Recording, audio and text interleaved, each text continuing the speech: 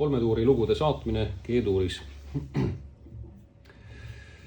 Kolmetuuri lugusid G-tuuris võiks siis saata kolmehäälsete akordidega, mis on keskregistris. Ja kui lugu on G-tuuris, siis ma alustaksin tõenäoliselt sellisest pöördest. Kolmkõlapööre on siis sekstakord.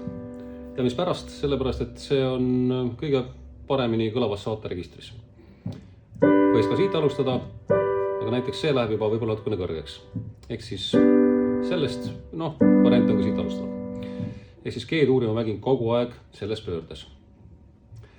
Nüüd kolmetuuri lugudes on veel 2 akordi ja teiseks akordiks vaatame siis 5. astme septakordi ehk D7. Ja D7 mängin siis sellisel kujul G-tuur, D7, mille ülesehitis on siis septim, põhitoon ja terts. Ehk siis 7, 3, 1 ja tagasi G-tuuri.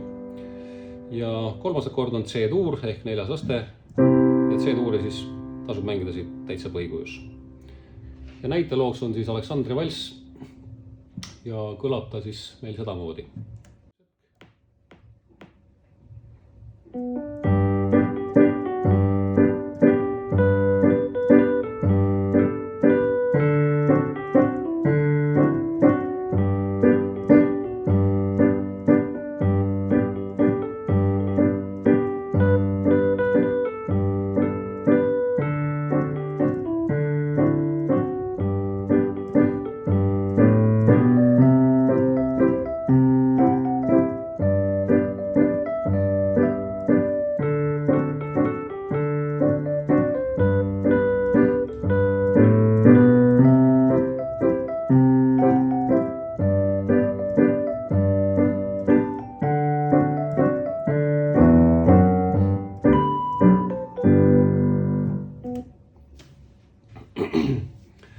Ja valsi saaterütmika on üsnagi lihtne.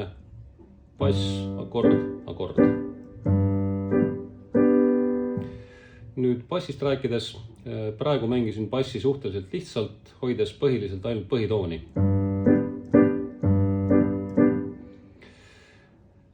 Kes tunneb, et see on väga lihtne ja tahaks mängida midagi huvitamat, siis esimene samm sellest edasi on põhitoon ja akordivint.